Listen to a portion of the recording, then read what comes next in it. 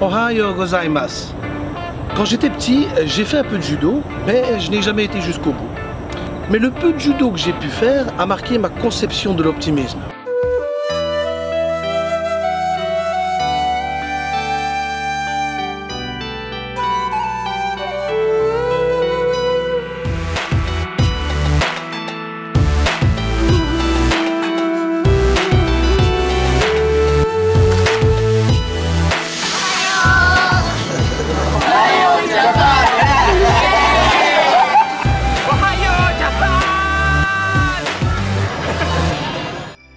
Dans la plupart des arts martiaux, si pas tous, on vous apprend que vous devez utiliser la force de votre adversaire à votre avantage. On ne se bat pas pour être dans la réaction, mais dans la continuité de l'action de l'adversaire, pour le déstabiliser et le mettre à terre. Vous qui me connaissez, vous savez que j'aime parler en langage imagé. Ça permet de vulgariser les choses les plus complexes. Dans la vie, que sont ou qui sont vos adversaires symboliques? Cela peut être une déception peut-être, ou une trahison, ou un problème de santé, ou votre supérieur au travail, ou l'un de vos collègues, ou encore un divorce, une déception amoureuse, enfin, vous voyez où je veux en venir? Alors oui, a priori, comme un adversaire qui est plus baraqué que vous au judo, au karaté ou au l'aïkido, c'est à vous à adapter vos énergies pour trouver un équilibre en action. Il est possible d'utiliser la force de l'attaquant, comprenez l'adversité, pour la retourner contre lui. Alors oui, me direz-vous. Mais comment puis-je retourner mes problèmes contre eux-mêmes? Vous ne le pouvez pas. Parce que tout vient de vous et de votre attitude face à l'obstacle que vous devez vous-même franchir. Vous vous trouvez face à un rocher, vous ne pourrez pas le déplacer. Vous pouvez aussi rester figé devant lui, mais rien ne se passera dans votre vie, que de frustration et de déception. L'équilibre, c'est trouver une force en vous qui va vous propulser en avant et vous aider à faire preuve d'une capacité dans l'action.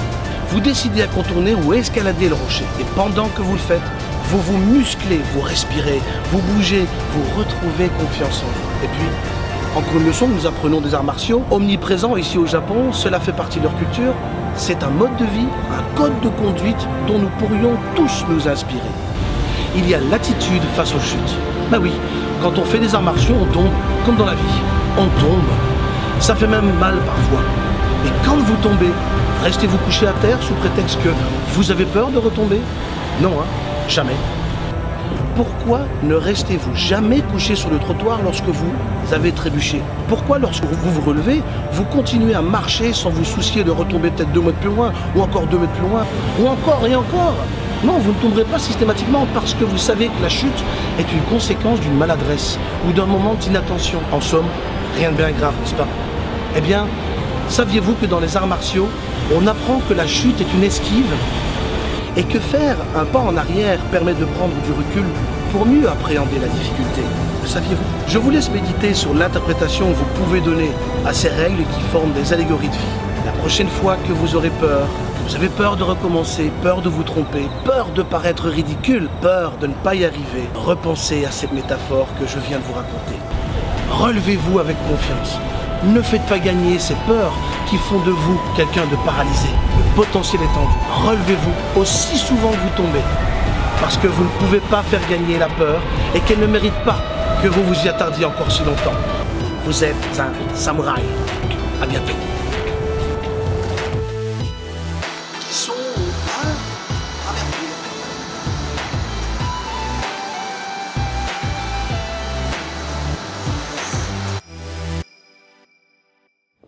Alors dans tes reportages, tu exposes souvent les aspects spirituels du pays. C'est ce que j'apprécie également.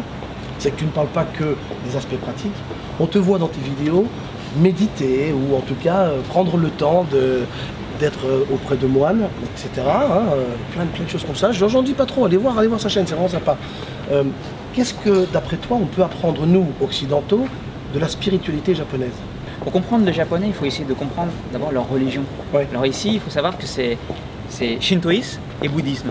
Alors le shintoïsme, bon, moi je suis, mes parents sont bouddhistes, donc je connaissais un petit peu, mais le shintoïsme je ne connaissais pas, et c'est une religion qui est liée à la nature. Donc tu vénères pas, bon, un dieu en particulier, mais tu vénères la nature comme, enfin un dieu ça peut être un ruisseau, ça peut être une montagne, ça peut être... Dieu est dans tous les éléments qui nous entourent en fait. Exactement, exactement, et même chez les animaux. Donc quand tu vas par exemple à Nara, chose que tu vas bientôt découvrir. Nous verrons ça plus tard. Voilà, c'est ça. Donc un daim, c'est une divinité que tu dois respecter. Et pourquoi les gens en fait respectent la nature, c'est que la nature est déjà connectée à elle-même. Donc j'ai essayé d'expliquer pourquoi voilà, les Japonais, je pense qu'en fait ils comprennent mieux la nature que nous à travers le shintoïsme. Parce que quand tu regardes en fait un chien indien, pourquoi ils arrivent à détecter un tremblement de terre 24 heures ou 2 heures avant nous? Parce qu'ils sont connectés à la nature. Donc en fait ils sont liés à l'univers. Et nous en fait on est dans un monde très, je n'ai pas envie de dire cartésien, mais quelque part on calcule. Oui, quelque part on est, oui, bien sûr. On essaye de trouver des chemins, on essaye de suivre ces chemins et d'appliquer des recettes qu'on nous donne. J'aime bien l'école parce que je suis rentré dans ce système-là, mais quand j'ai évolué, par exemple moi je suis ingénieur de formation, mais jamais je me suis dit je vais faire une école de journalisme en fait pour faire du reportage. Je me suis dit mais tout ce que j'ai appris en école d'ingénieur, j'aurais pu l'apprendre moi-même. Et là j'ai fait pareil en fait avec le reportage. Donc du coup je me dis voilà, par rapport à la religion, par rapport au shintoïsme, pourquoi en fait on ne se baserait pas sur en fait, ce que la nature nous apporte? Disons que ça va plus vite si tu reçois les enseignements d'un sage ou d'un enseignant, ça va plus vite que si tu dois le découvrir par toi-même. Qu'est-ce que tu en penses? Il faut essayer en fait d'interpréter la nature en fait à sa façon. Comment tu peux interpréter en fait le vent, la nature ou même un jardin zen. Peut-être que tu iras à Kyoto par exemple. J'étais devant un jardin sec. Je ne savais pas qu'est-ce que c'était qu'un jardin sec. On voit dans ces vidéos aussi. Voilà. Je vois le jardin sec, le Ryoanji, c'est en fait des graviers. Ratissé en fait à une certaine façon. Je voyais des rochers. À travers des éléments de la nature, tu représentes la nature avec des graviers, c'est-à-dire la mer. Les rochers, c'est la montagne. La mousse, c'est de l'herbe. Voilà, ils essayent de modéliser en fait la nature avec des éléments de la nature. Pareil pour les temples. Pourquoi tout est en bois? Ils se servent en fait des éléments de la nature.